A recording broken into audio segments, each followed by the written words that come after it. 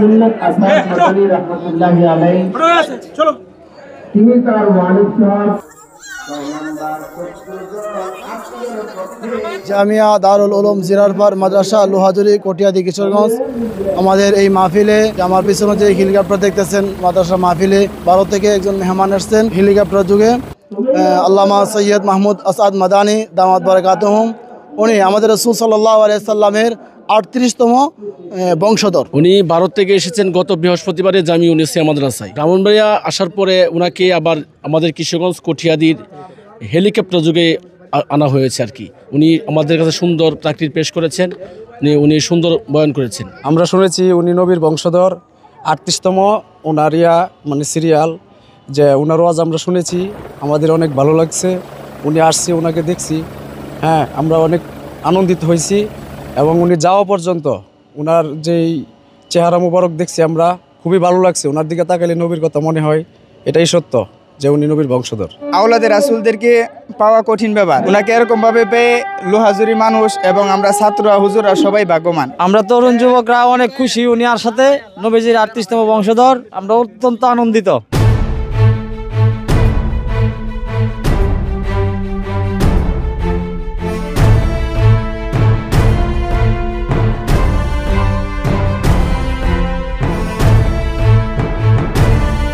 জিরারপার প্রতিষ্ঠানে 20তম মাহফিলের মধ্যে একত্রিত হয়েছি। আর এই মাহফিলের মধ্যে আমাদের ভারত থেকে 2জন মেহমান এসেছেন। এর মধ্যে মাহমুদ মাদানী সাহেব, উনি নবীর বংশধর। আরেকজন আসছেন আমাদের হুসাইন মোহাম্মদ পালনপুরি সাহেব, উনিও দারুল উলুম দেওবন্দের মুহাদ্দিস আর মজলিস শুরার সদস্য। ওনারা এখানে এসে অত্যন্ত খুশি এই প্রতিষ্ঠানের ডিসিপ্লিন এবং প্রতিষ্ঠানের অন্যান্য কার্যক্রম দেখে। জামিয়া দারুল উলুম জিরারপার মাদ্রাসার পরিচালক হিসাবে দায়িত্বে আছি। মাদ্রাসা 2006 সাল থেকে প্রতিষ্ঠিত হয়ে আসছে এই পর্যন্ত। আমরা দেশ বিশ্বের খ্যাতনাম বড় বড় উলামায়ে কেরাম আওলাদে রাসূল যিনি আসছেন, তিনি আমাদের বিশ্বনবী হযরত মুহাম্মদ মুস্তাফা সাল্লাল্লাহু আলাইহি সাল্লামের 38তম বংশধরের একজন। ওনার নাম হলো আল্লামা সাইদ মাহমুদ মাদানী হাফিজাহুল্লাহ। জামিয়া দারুল উলুম জিরারপার মাদ্রাসার প্রতি বছরে যে আমাদের ইসলামিক মহাসম্মেলন হয়, এই সম্মেলনে আওলাদে রাসূলের বংশধর উনি আমাদেরকে ধন্য করে এখানে আসছেন। আমরা এলাকাবাসী অনেক ধন্য হয়েছি।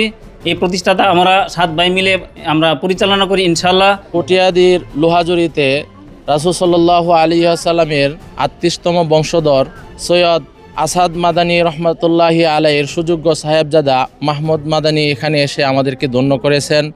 আমরা ওনার চেহারা মোবারক দেখে আমরা সত্যিকার অর্থে রাসূল সাল্লাল্লাহু আলাইহি ওয়াসাল্লামের যে মানে সৌন্দর্য এবং তার সুন্নাহ আমাদের চাক্ষুষ্মান করেছি। আমরা মানে ওনাকে দেখে আমরা আবেগ আপ্লুত হয়েছি, খুবই ভালো লেগেছে। আইন শৃঙ্খলা আলহামদুলিল্লাহ ওনাদের তৎপরতা খুব সুন্দর ছিল এবং ওনারা খুব সন্তুষ্ট। প্রতিষ্ঠানের সমস্ত শৃঙ্খলা এবং নিয়মকানুন দেখে ওনারা খুব সন্তুষ্ট প্রকাশ করেছেন। আপনি দেখেছেন? জি আলহামদুলিল্লাহ, আমরা অত্যন্ত সৌভাগ্য যে আওলাদে রাসূল জনাব সাইদ মাহমুদ আসাদ মাদানী সাহেব এসেছেন আমাদের প্রধান।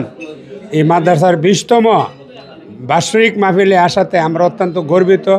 কটিয়াদির যে জিরারপার মাদ্রাসা অত্যন্ত গর্বিত এবং ধন্য।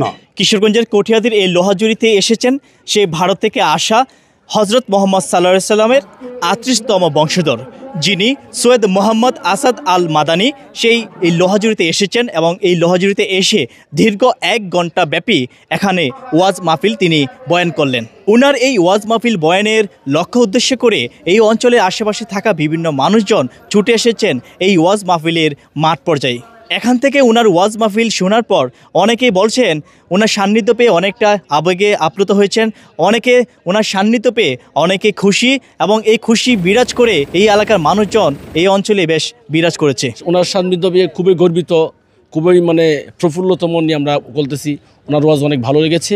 উনি একজন ভালো মানুষ, উনি দেওবন্দের এই মজলিসে শুরার সদস্য।